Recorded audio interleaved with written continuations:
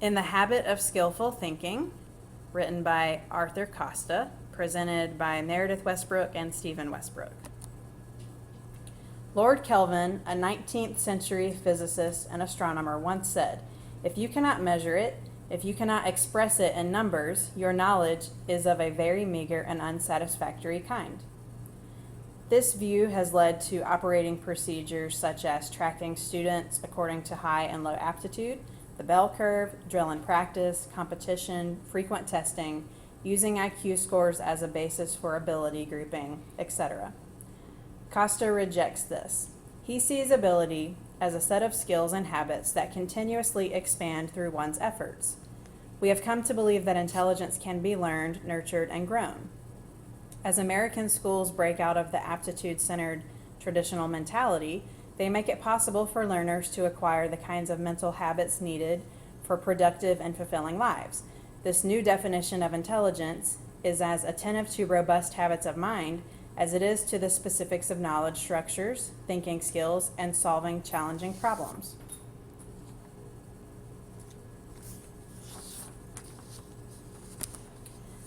A well-balanced thinking skills curriculum includes at least 4 components. 1. Judiciously selected content. The center circle, which you see here, represents the content or subject within which the problem is being solved. The selection of relevant content is important. First, because skillful thinking cannot be performed in a vacuum. There must be something to think about. And second, the nature of the discipline imposes constraints on the procedures of problem solving. Content is not an end, but rather a vehicle that activates and engages the inquiring mind. 2. Thinking skills. The next larger circle represents such skills of thinking as comparing, inferring, analyzing, sequencing, synthesizing, and predicting. Researchers and specialists agree that such skills are the basic tools of effective thinking. 3. Performance on tasks requiring skillful thinking. Cognitive skills are seldom performed in isolation. Thinking skills are employed within a larger context in response to some challenging condition. To resolve such tasks, larger mental operations are employed over time.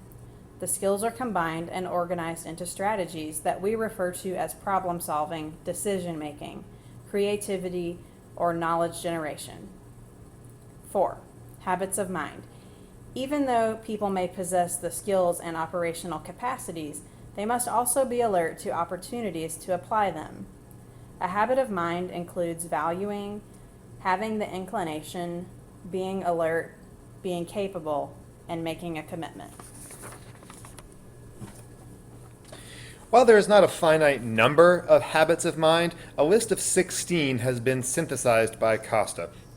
Habits of mind transcend subject matters that are commonly taught in school. They sometimes contradict each other. Sometimes they are mutually exclusive, sometimes not. Sometimes they go hand in hand with one another and seem to repeat each other. The 16 habits of mind are as follows. 1. Persisting when a solution is not apparent. People who are effective at this habit of mind develop a system or structure or strategy when attacking a problem. They often have a repertoire of alternative strategies for problem solving in the back of their mind. They are comfortable with ambiguous solutions and can jump from one strategy to another. 2. Managing impulsivity. People who are effective in this way exhibit deliberateness. They form a vision of a product and they decrease their need for trial and error by gathering information before they start taking action. 3. Listening to others with understanding and empathy. Highly effective people spend an inordinate amount of time and energy on listening. Listening, notice, is different from just waiting for their turn to speak. Good listeners paraphrase other people's ideas. They look at nonverbal cues for the feelings or emotional states of the people to whom they are listening. They demonstrate understanding and empathy, and they build on this by clarifying or giving examples. 4. Thinking flexibly. People who are effective in this domain envision a range of consequences. They create and seek novel approaches. They use lateral thinking. Their minds are opened to change and shifting. They trust their intuition. 5.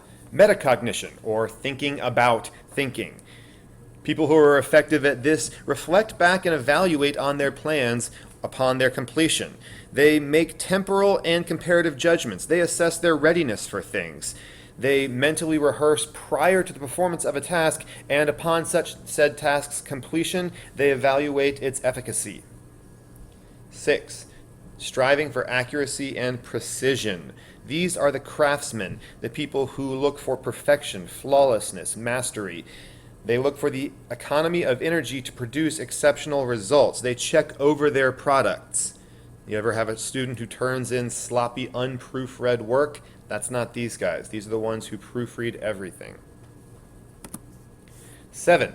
Asking questions and posing problems. Effective people here fill in the gaps between what they know and what they don't know. Again, this references back to metacognition, knowing what they know and don't know. A further thing of that is asking effective questions, asking good questions, posing hypothetical problems, recognizing discrepancies and unusual phenomena. These would be people who are good at cross-examining. They probe into the causes of things. 8. Applying past knowledge to new situations. Effective people here learn from previous experiences. They ask questions like, what does this remind me of? Where have I seen a situation like this before? What worked for me that time? 9. Thinking and communicating with clarity and precision. These are the people who use precise language for things. They don't overgeneralize, they don't distort, they don't use words like stuff and things. They use specific language. 10. Gathering data through all the senses. To know a wine, it must be drunk. To know a role, it must be acted. To know a game, it must be played. To know a dance, it must be moved. Mechanics learn through hands-on experimentation. Artists experiment with color, with texture. Musicians experiment by producing combinations of instrumental and vocal music. These people absorb information from their environment. 11. Creating, imagining, and innovating. The creators tend to generate novel, original, clever, and ingenious products. They tend to project themselves into different roles. They hold up their products for others and seek feedback. They are uneasy with the status quo. We see sometimes that creation is almost antithetical to communicating with clarity and precision. The poet would not strive for specific language. They would strive for generalities in their pursuit of creation rather than specificity. 12. Responding with wonderment and awe. These are people who don't have an I can attitude so much as an I enjoy attitude. They want to figure things out. They seek problems to solve, and if they don't have a problem to solve, they delight in making up problems of their own. They see beauty in the mundane things of the world. 13. Taking responsible risks.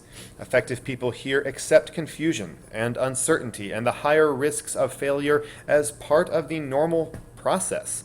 They view setbacks as interesting, as challenges rather than as refusals or reasons to shut down. However, risk takers are not necessarily being impulsive. Their risks tend to be educated and calculated. 14.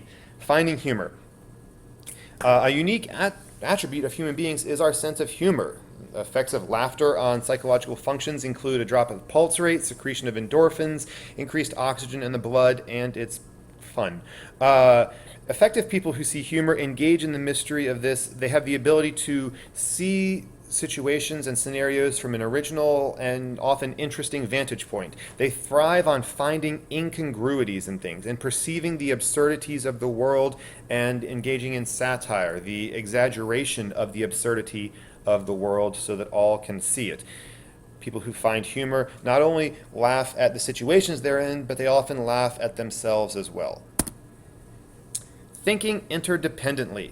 People who are effective at this cooperate. They realize that all of us together are more powerful, both physically and intellectually, than any one individual by themselves.